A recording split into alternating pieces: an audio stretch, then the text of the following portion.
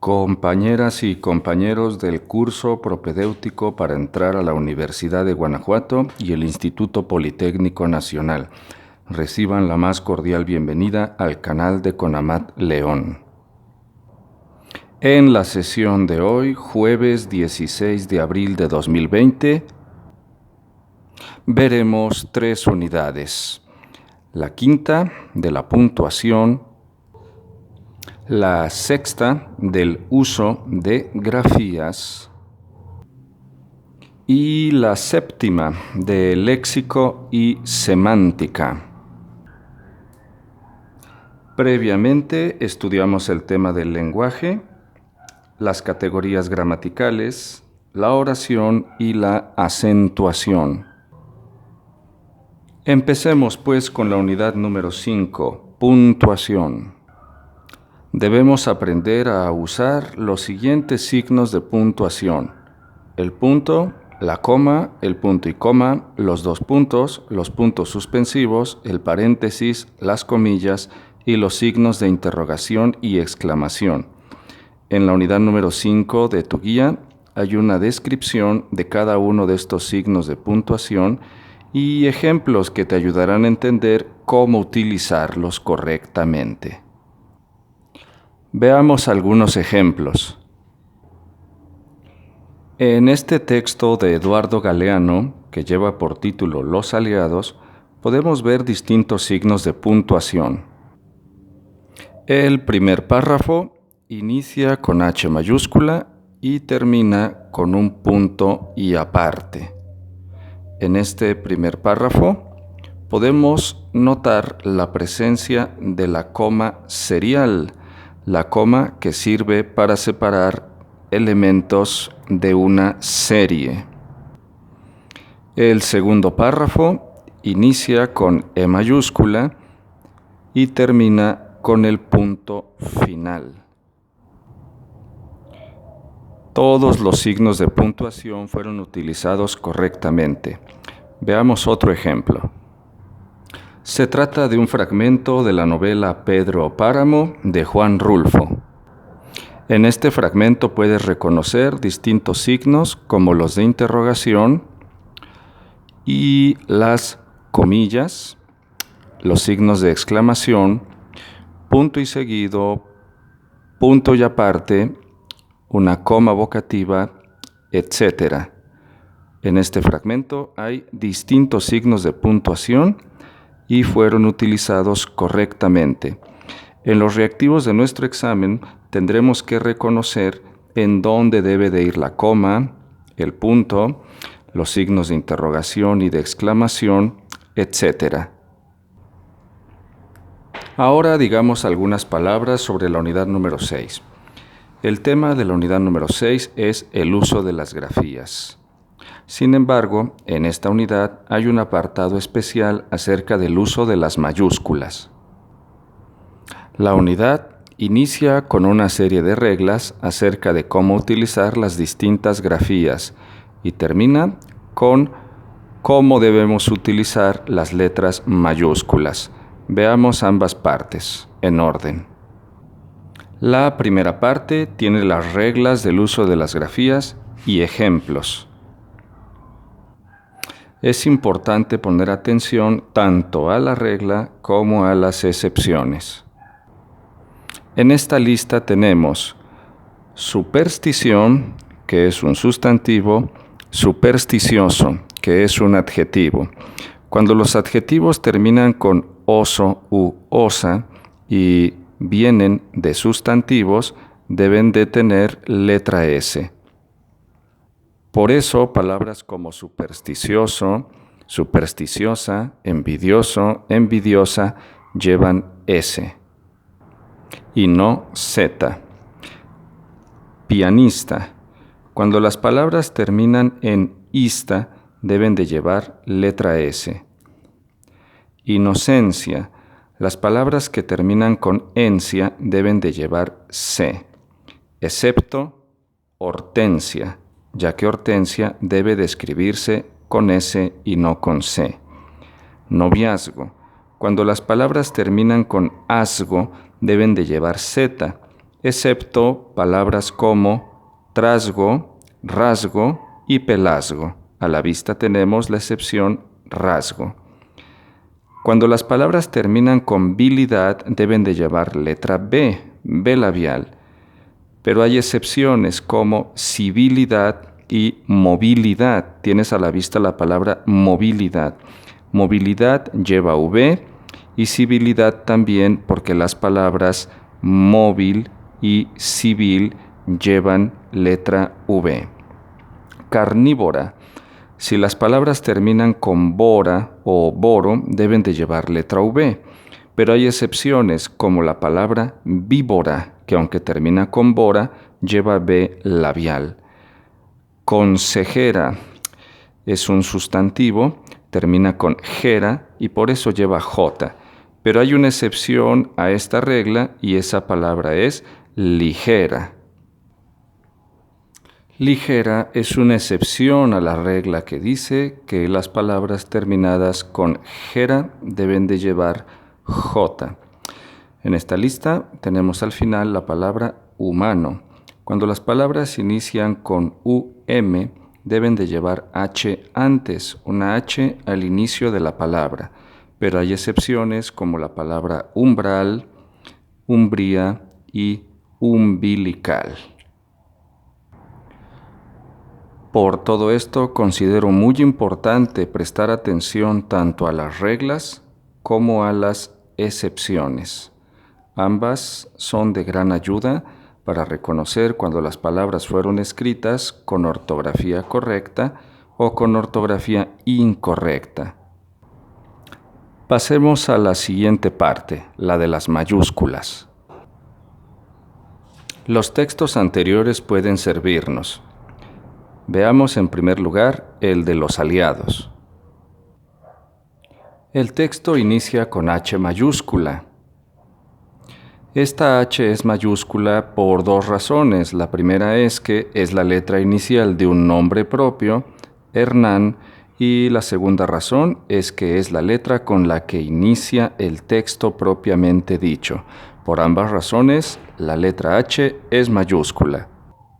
Al lado tenemos Cortés, que también inicia con mayúscula, con C mayúscula. Poco después tenemos la palabra Tenochtitlan, que, como es el nombre de un lugar, el nombre de una ciudad, inicia con mayúscula. Poco después tenemos las palabras Tlaxcala, Chalco, Mixquic, Chimalhuacán, Amecameca, etc. Todos estos son nombres de lugares, son nombres de ciudades o señoríos y por tal razón inician con mayúscula. El primer párrafo termina con un punto y aparte, como se debe, y luego viene el segundo párrafo que inicia con mayúscula, como se debe. Después de un punto y aparte, debe de ponerse letra mayúscula. Al final, por supuesto que tenemos el punto final del texto. Volvamos al fragmento de Pedro Páramo. El fragmento inicia con mayúscula. Cerramos el signo de interrogación después del nombre propio Dolores. E inmediatamente tenemos la palabra no con inicial mayúscula. Después de la palabra patrón, punto y seguido, y letra mayúscula. No inicia con letra mayúscula N. Luego, punto y seguido, justo después de la palabra atreví, e inmediatamente después de este punto, letra inicial mayúscula E en la palabra esa. Después de un punto y seguido y después de un punto y aparte, debe escribirse con mayúscula, la letra inicial de la palabra.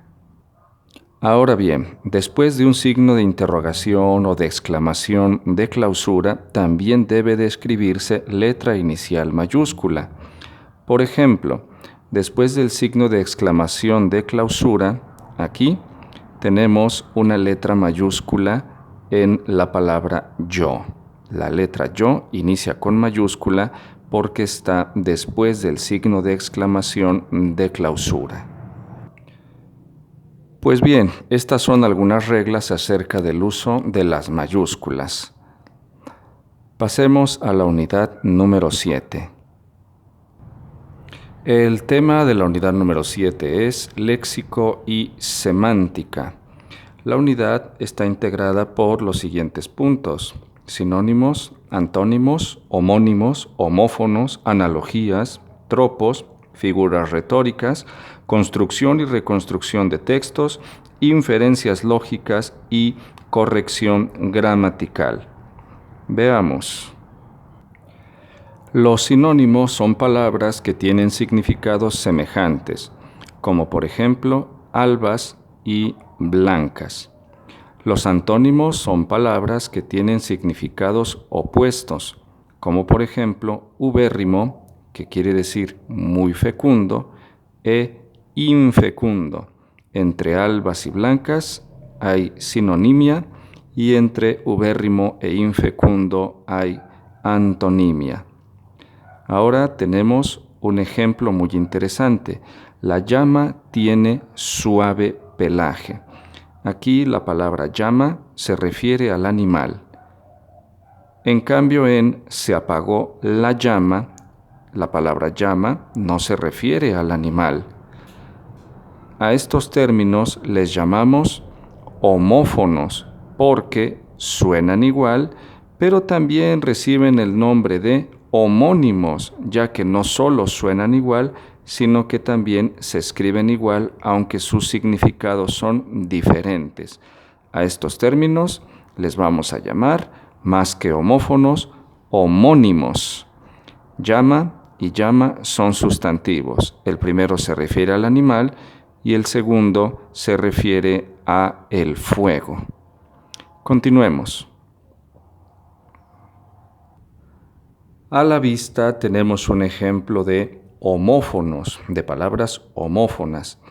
En la primera oración, la asesinó con suficiente sal.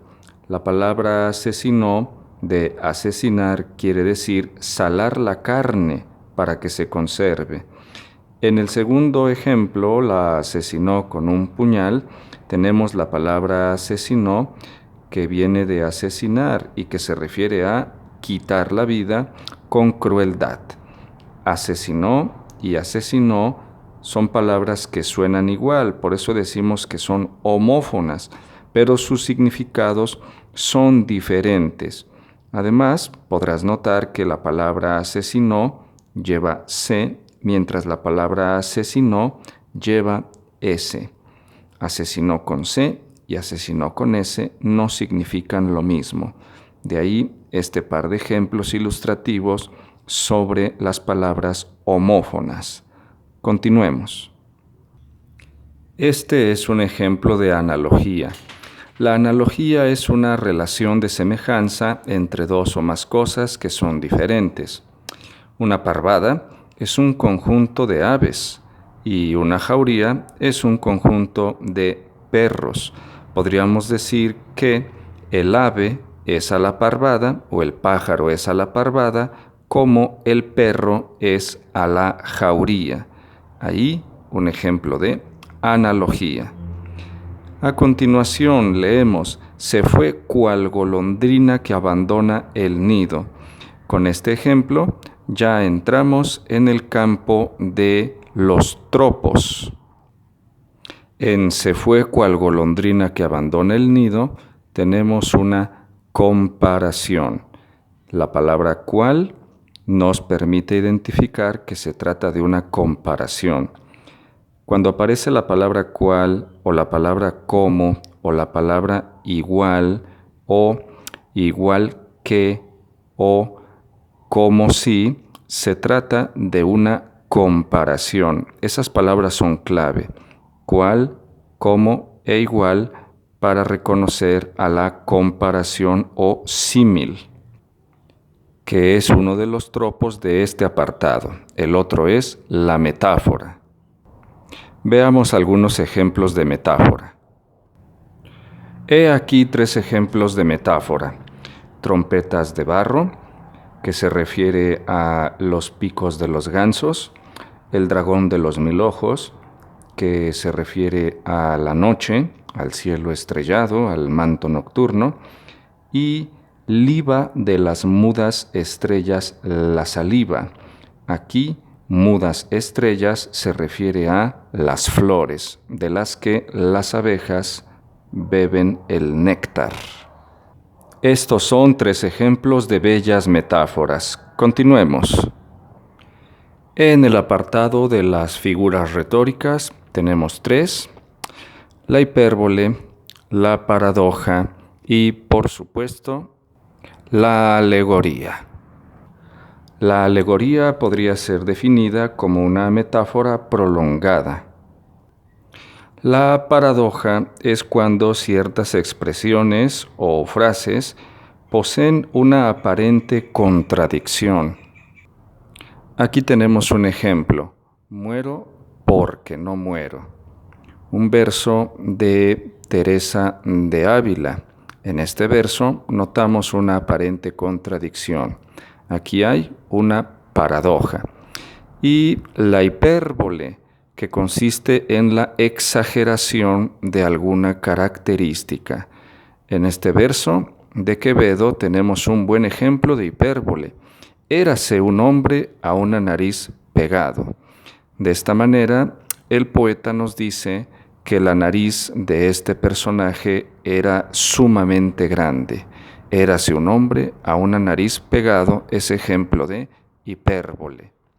En tu guía hay algunos ejemplos más acerca de los tropos y de las figuras retóricas. Te sugiero que en cuanto puedas les eches un vistazo, tanto a las definiciones como a los ejemplos. Continuemos. Los siguientes apartados son los de construcción y reconstrucción de textos e inferencias lógicas. En estos apartados tenemos que aprender a seleccionar la opción en la que está la palabra o las palabras que le dan sentido a los textos con espacios o con ideas inconclusas. Tenemos que completar esta clase de textos correctamente. Veamos el primer ejemplo. No me digas que eres, hay un espacio, cuando a menudo, otro espacio, al trabajo. Lo que le daría sentido, coherencia, cabalidad al texto sería la combinación de las palabras responsable y faltas. El texto quedaría: no me digas que eres responsable cuando a menudo faltas al trabajo. En el siguiente ejemplo leemos: lo matutino siempre expresa, y la respuesta correcta sería la palabra temprano. Lo matutino siempre expresa temprano. Reactivos como estos tendremos que enfrentar en nuestro examen. Hay que poner mucha atención en estos apartados. Así llegamos al último apartado, el de la corrección gramatical. Aquí tenemos que aprender si el texto fue escrito correctamente o no, si es gramaticalmente correcto o no. Por ejemplo, en lugar de la palabra vénganse, hay que usar la palabra vengan. En lugar de acuerdo al, de acuerdo con. En lugar de sígueme contando, sigue contándome. En lugar de te recuerdas, te acuerdas. Y en lugar de me dijo de qué, me dijo qué. Todos estos son ejemplos ilustrativos de la corrección gramatical. Veamos 2 más. En lugar de hubieron, hay que decir o escribir la palabra hubo. Lo correcto es hubo, no hubieron. En lugar de blusa para dama estampada, por ejemplo, hay que decir blusa estampada para dama. En el último ejemplo tenemos una anfibología. La anfibología es cuando la frase o la oración podría ser interpretada de forma incorrecta. Para evitar esa interpretación incorrecta, hace falta tener una gramática adecuada. En lugar de blusa para dama estampada, blusa estampada para dama. En blusa estampada para dama evitamos la confusión o la malinterpretación del texto. A eso nos puede llevar la corrección gramatical, a una expresión correcta y que no da lugar a la anfibología. Pues bien, aquí terminamos la breve exposición de los puntos más importantes de estas 3 unidades. Es tiempo de dar las respuestas de los reactivos de nuestro cuaderno. La unidad número 5 de la puntuación inicia con un texto de Octavio Paz y una serie de reactivos. El primero de estos es el 85. Selecciona la opción que explique por qué se utiliza punto y seguido antes de la palabra plantado en el siguiente fragmento. La respuesta correcta es D. Reactivo 86. Selecciona el inciso que contenga el uso de la coma en el siguiente fragmento. En el fragmento se utiliza la coma serial, de la que hablamos anteriormente. Dijimos que la coma serial sirve para separar los elementos de una serie, y eso es lo que vemos en este texto. Por eso la respuesta correcta del reactivo 86 es A, coma serial. En el reactivo 87 la respuesta es C. En el reactivo 88 la respuesta es A. Recuerda que todos estos reactivos deben ser contestados con base en la lectura. La respuesta del reactivo 89 es C y la respuesta del reactivo 90 es C. La respuesta en el reactivo 91 es C. En el reactivo 92 es C. En el reactivo 93 la respuesta es C. La respuesta del reactivo 94 es D. Este reactivo, por cierto, se refiere a los signos de puntuación. 2 puntos, coma, coma, coma. Esa es la respuesta correcta, el inciso D.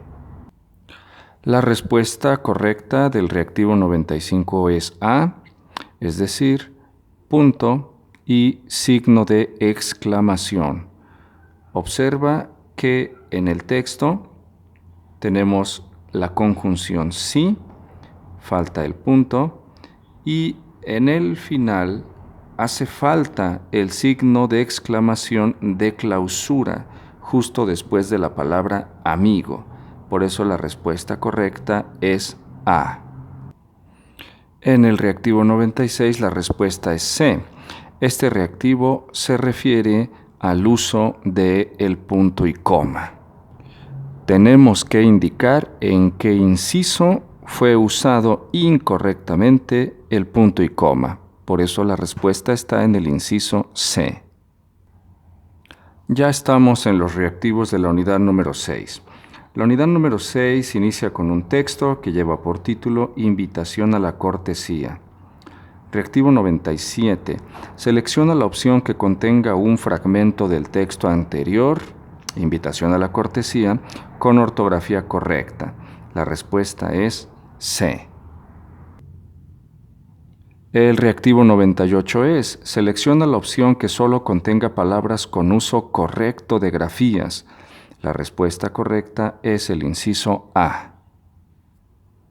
El reactivo 99 se refiere a las funciones discursivas y a las funciones de la lengua. La respuesta correcta es C. Para dar con la respuesta correcta es necesario leer Invitación a la cortesía. La respuesta del siguiente reactivo, el número 100, es el inciso A, crítico.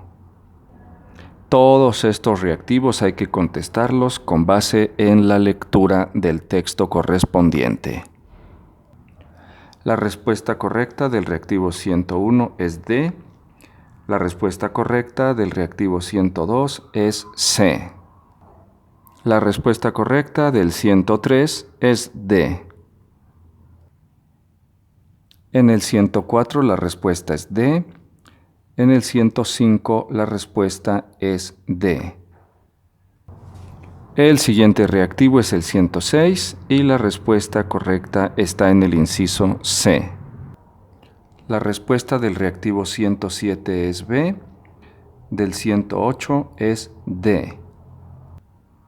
Cada una de las respuestas correctas de los reactivos ha sido señalada con un punto negro para que puedas reconocerla más fácilmente. El reactivo 109 es: de acuerdo con las reglas ortográficas, indica la afirmación incorrecta. Mucha atención, tenemos que seleccionar el inciso en el que haya una afirmación incorrecta. Por eso, la respuesta está en el inciso A, que dice: las letras mayúsculas no se acentúan.